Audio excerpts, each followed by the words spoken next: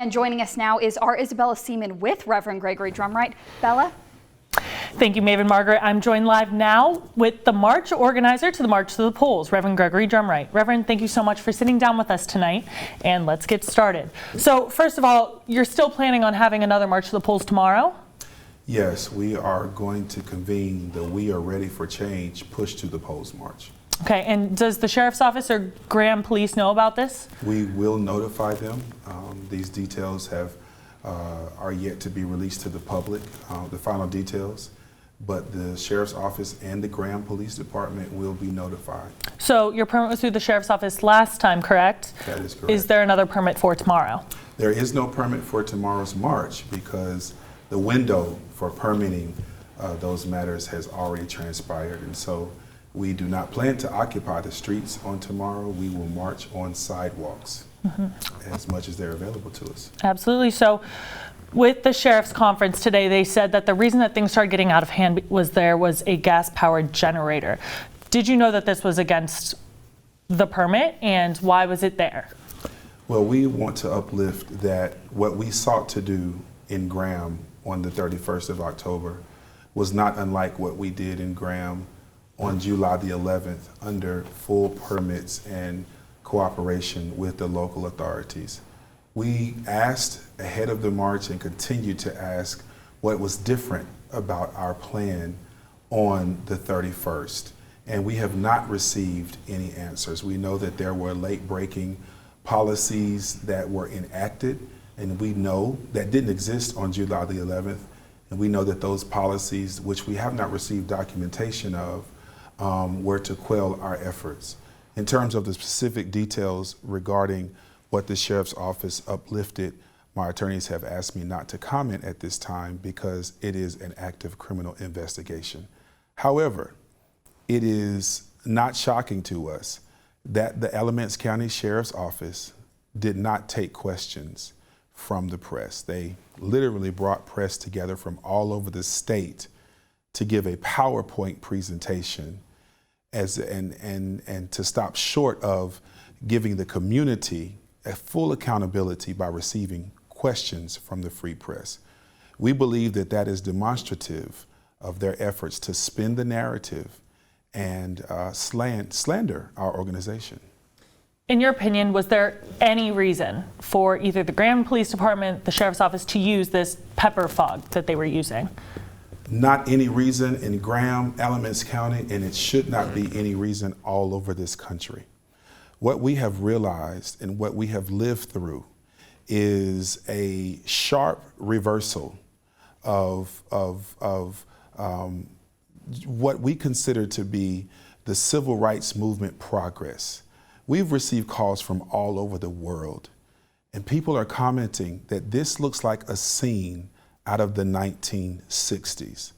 There is no reason for peaceful protesters to be violated, to be infringed upon, for our First Amendment rights to be infringed upon, for there to be excessive force in the midst of a rally that was proceeding peacefully.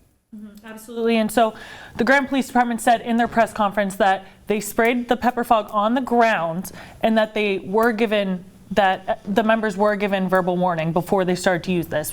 What was your reaction to this? Did you hear the warning? Did you know of this warning? There's a public outcry against those false narratives simply because the world was watching.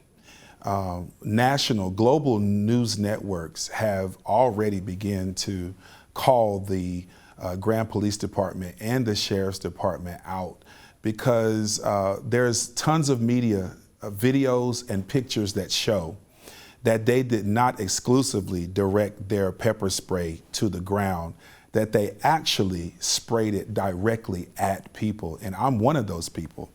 If your viewers would go to our social media, they could actually see that there are pictures of me using my hand to prevent pepper spray from hitting my face. And was it clear to the marchers where they were allowed to be and where they weren't allowed to be before the march, during the march, after?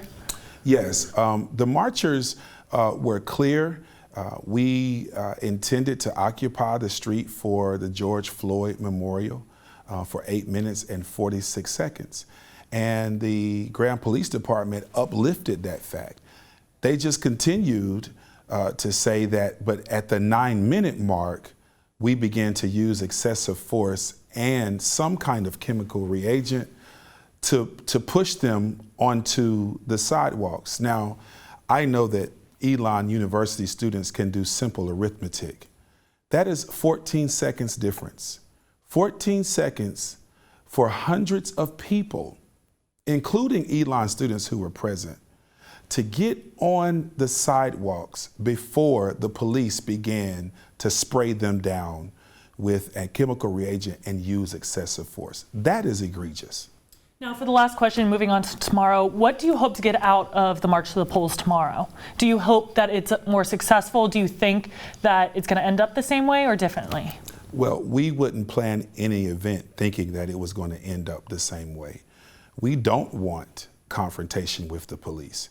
As a matter of fact, we sent a letter to the local authorities ahead of this last weekend's events, asking them not to bring militia force, asking them not to arm up, asking them not to overpopulate the area where our peaceful marchers were going to convene the rally. However, as we all know now, that didn't happen. So on tomorrow, yes, we want to peacefully push the people to where we didn't land, to the polls. We are hearing from people who did not vote on Saturday because of the police interaction and because they ended our rally in a scene of chaos. Also, people who were thrown, wrestled to the ground, people who sustained injuries from the events that happened on last Saturday are still interested in voting. What is very unfortunate, though, is last Saturday was the last day for Alamance County residents to register. We're hearing from people that cannot vote now because they can no longer register. Absolutely. We're going to hear more about the election later on. Reverend Drumwright, thank you so much for joining us today. We really appreciate it. Maven Margaret, back to you. For coverage of the march this weekend, visit our website, elonnewsnetwork.com.